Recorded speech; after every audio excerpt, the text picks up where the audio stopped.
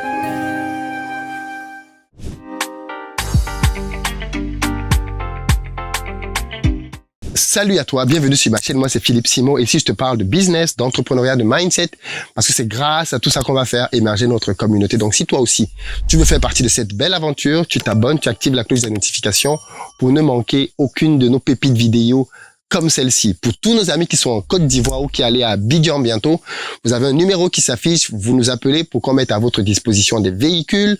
On peut même vous chercher depuis l'aéroport pour vous permettre d'avoir un séjour sécurisé en Côte d'Ivoire, avec ou sans chauffeur, pas de problème. Et peu importe votre budget, on a ce qu'il faut.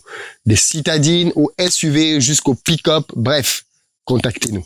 Alors, on est aujourd'hui au Cameroun dans ma ferme et je suis ici en train de vous parler de ma future usine. Parce qu'en fait, le projet ici, très clairement, c'est de faire suffisamment de bananiers plantains pour pouvoir en faire une usine demain de chips. Vous connaissez tous les chips, non? Qui sont délicieuses, là. Ça aura commencé par ceci. Alors, pourquoi est-ce que vous devez vous lancer dans la culture du bananier plantain? Beaucoup de raisons. La première, c'est que le bananier plantain, c'est une culture qui ne demande pas que vous soyez au champ tous les jours. Ça, c'est un gros avantage. Vous pouvez avoir votre boulot, vous pouvez être à l'étranger et vous lancer votre culture de bananier plantain. D'ailleurs, j'ai tendance à dire aux gens, même pour matérialiser votre présence dans un champ, faites du bananier plantain. Parce que ça ne va pas vous demander d'être là tout le temps. Vous pouvez venir par à-coup pour faire certaines opérations comme le nettoyage, mais vous n'avez pas besoin d'être là tous les jours. Contrairement à des cultures comme la tomate, par exemple, qui demandent d'être là tous les jours. Pour moi, c'est une culture chirurgicale. Vous devez être là pour la tomate matin, midi, soir et tout vérifier tout le temps. Donc, une culture comme le bananier plantain, gros avantage, vous n'avez pas besoin d'être au champ tout le temps. C'est une culture qui est assez autonome, vraiment assez autonome. Et ça, c'est une très bonne chose. Donc, pour ceux qui sont occupés, eh ben, très bonne chose. Si vous avez des terrains au pays, je pense que c'est le cas de beaucoup de personnes, mettez du bananier plantain sur vos terrains, les amis. Mettez du bananier plantain.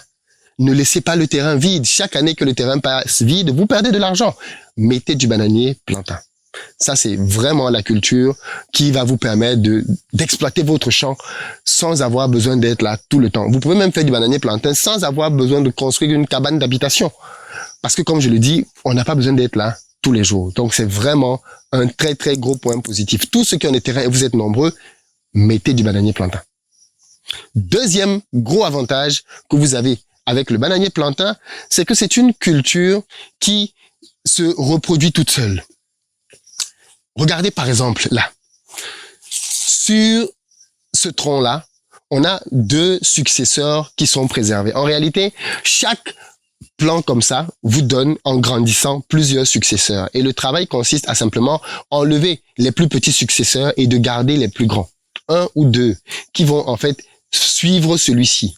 Vous voyez ce que ça fait? Quand vous faites, par exemple, une culture comme le piment, ou alors la tomate, ou alors même des élevages, à la fin de votre culture, vous devez parfois racheter des semences.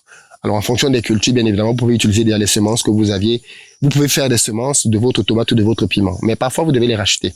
Avec le bananier plantain, pas besoin. Non seulement, il faut savoir, alors, ça c'est très intéressant, mais pour pouvoir avoir ce rejet-là, il y a beaucoup de travail qui est fait en amont. Vous devez creuser, vous devez planter et chaque opération est payée. Vous payez pour qu'on sarcle, vous payez pour qu'on fasse le trou, vous payez pour qu'on plante votre plante de bananier plantain. Donc, vous payez plusieurs étapes. Or, qu'est-ce qui se passe ici? Ce qui se passe, c'est que la deuxième génération est déjà là et vous n'avez plus rien à faire. Vous n'avez pas besoin de creuser, vous n'avez besoin de rien faire. Lui-même, il s'assure qu'il va avoir des successeurs.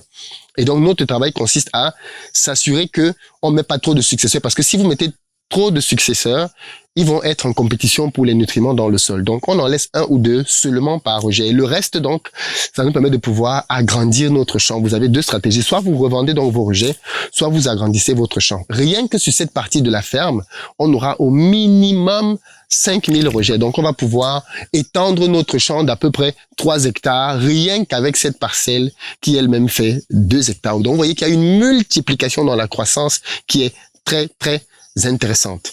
Troisième élément à connaître avec le bananier plantain, c'est que les maladies se traitent bien. Vous avez des cultures comme le piment et la tomate pour lesquelles, si vous ne gérez pas bien une maladie, votre culture est morte. Vous dites au revoir, adios. Là, je me rappelle ici qu'on a eu un gros échec avec la pastèque qui nous avait coûté pratiquement, je pense, 3000 €. On avait investi sur une grande superficie pour faire de la pastèque et le pseudo-ingénieur qui était là à l'époque nous a fait n'importe quoi et on a perdu tout notre argent dans cette culture-là. Avec le bananier plantain, c'est difficile de perdre autant d'argent. Parce que le bananier plantain, c'est une culture qui ne coûte pas cher, mais dont les maladies sont connues et quand même maîtrisables. On a 3 grandes maladies pour ce qui concerne le bananier plantain. On a déjà les nématodes. Les nématodes, c'est une maladie qui s'attaque aux racines du bananier plantain, en fragilisant la racine de telle sorte que des vents simplement peuvent faire tomber votre tronc et ce qui engendre bien évidemment une perte. Le deuxième type de maladie que l'on rencontre ici avec le bananier plantain, ce sont des charançons, qui sont des vers en réalité, qui s'attaquent au bulbe du bananier plantain. Et en s'attaquant comme ça au bulbe du bananier plantain, ils vont ralentir sa croissance. Or ici, on constate qu'à 8 mois à peine, on a déjà des régimes, ce qui veut dire qu'on est dans une très très bonne croissance. On est même un peu en avance parce que c'est généralement au 9e mois qu'on a des régimes qui peuvent déjà apparaître. Et puis la troisième, c'est la cercosporose qui, elle, s'attaque aux feuilles du bananier plantain. Et comme vous pouvez le voir ici, on n'y est pas du tout. Nos feuilles sont bien grandes, bien vertes, il n'y a aucun problème. Donc les maladies du bananier plantain sont aussi des maladies maîtrisables. C'est un gros avantage. Quatrième avantage, c'est la rentabilité. Le bananier plantain est très rentable. Il faut savoir que un rejet de bananier plantain, en fonction d'où vous l'achetez, peut vous coûter 125, 130, 140, 150 francs, par exemple, le rejet. Ce rejet-là, pour pouvoir le mettre en terre, j'ai dit un certain nombre d'opérations que vous devez faire. Hein. Vous payez pour qu'on fasse le trou, vous payez pour qu'on le plante, ainsi de suite. Mais au final, quand vous avez mis votre bananier en terre, il vous coûte à peu près 200, 250 francs par plan que vous avez mis.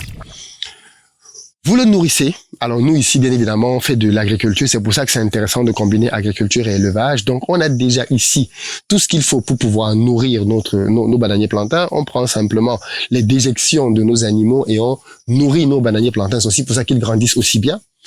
Et derrière, vous avez, alors il y a quelques traitements qu'il faut quand même donner de temps en temps pour s'assurer que vos plantes ne sont pas attaquées. Puis surtout le nettoyage, c'est très important pour que les mauvaises herbes, entre guillemets, ne soient pas en compétition avec vos plants. Là, vous voyez qu'on est dans un champ qui est bien tracé. Ici, on est sur un écartement de 2,5 mètres par 2,5 mètres. Ça permet d'avoir à peu près 1600 plants dans un seul hectare. Donc clairement, vous savez à la fin que vous allez avoir à peu près 1600 rejets. Sauf s'il y a bien évidemment des pertes. Alors, on estime les pertes à maximum 5% sur un hectare. Alors, du coup, comme je disais, je vous parlais de la rentabilité. Il faut savoir qu'à la fin, pour vendre votre régime, vous avez plusieurs options. Si vous le vendez bon champ, vous pouvez vendre à 1500 francs, donc 2,3 €, quelque chose comme ça. Alors qu'à la base, comme je vous ai dit, ça vous a coûté, 250 francs le rejet. Donc, vous voyez quand même que l'écart est colossal si vous vendez bord champ. Mais si vous allez vous-même vendre au marché, là, le prix commence à augmenter. Et puis, par exemple, nous, ici, on a une usine pas loin qui achète les rejets de bananier plantain au kilo à 250 francs. Au kilo. Donc, nous, on estime que nos rejets, nos bananiers vont faire en moyenne 15 kilos. Ça, c'est d'après les prévisions. Ça veut dire qu'un seul rejet, quand on va le vendre à cette usine, si on veut vendre à cette usine, va rapporter 3700, je crois, 50 francs, à peu près. Donc, vous voyez qu'on a une rentabilité quand même qui est très, très intéressante sur des milliers de rejets. Alors, une partie de ceci, bien évidemment, est faite pour notre propre restaurant, pour nos besoins internes, et le reste va être dédié à notre propre usine de chips.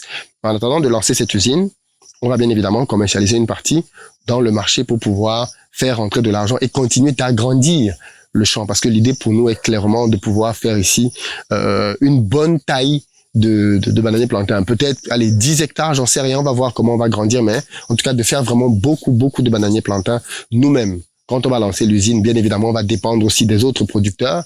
C'est aussi pour ça que je vous incite à lancer le bananier plantain. Vous pourrez nous vendre vos bananiers plantains le moment venu pour notre usine. Mais, dans tous les cas, ça reste quelque chose de très, très, très rentable.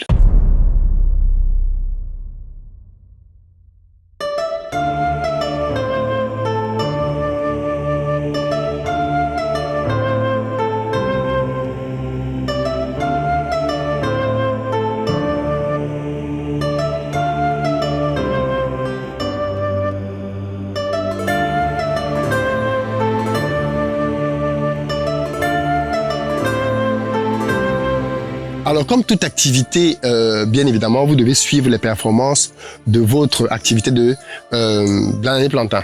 Et l'un des indicateurs ici, c'est la croissance et le tonnage de votre champ. Sur un hectare, par exemple, comme celui-ci, avec des régimes qui sont autour de 15 kilos, notamment la première année, ben, on peut dépasser les 20 tonnes. Les 20 tonnes à l'hectare, ce qui est plutôt bien pour un champ qui n'est pas irrigué en permanence. C'est même plutôt bien. C'est même très bien comme performance. Mais ça aussi, c'est le fruit d'un suivi quand même qui se fait. Donc voilà un peu quelques éléments avec le bananier plantain qui en font une culture très, très, très rentable. Dans la même famille, on pourrait parler de l'ananas, on pourrait parler d'autres choses. D'ailleurs, dans cette ferme-ci, on a 3 principales cultures. On a le bananier plantain, pour les raisons dont je viens de vous parler. On a le piment et on a l'ananas. Les 3 sont à la base des produits que nous faisons dans notre restaurant, Le Goût du Pays. Et donc, bien évidemment, on veut nous-mêmes, comme je l'ai dit, servir les gens avec des produits qui sortent de notre ferme. On est dans un pays dans lequel on a de plus en plus de soucis avec les cancers recrudescents et il est important que les gens contrôlent ce qu'ils mangent. Et c'est pour ça que pour nous faire ce type d'agriculture-là, c'est un peu du militantisme pour essayer de dire stop à toutes ces nourritures qui viennent de l'étranger, qui viennent piluler ici sur nos marchés locaux. Voilà un peu ce que je voulais partager avec vous. J'espère que ça vous inspire, que pour ceux d'entre vous qui ont des terrains, vous allez vous lancer dans le bananier plantain et puis que dans quelques années, quand notre usine sera là, vous viendrez nous voir pour qu'on puisse travailler ensemble. Sur ce, je vous dis à très bientôt.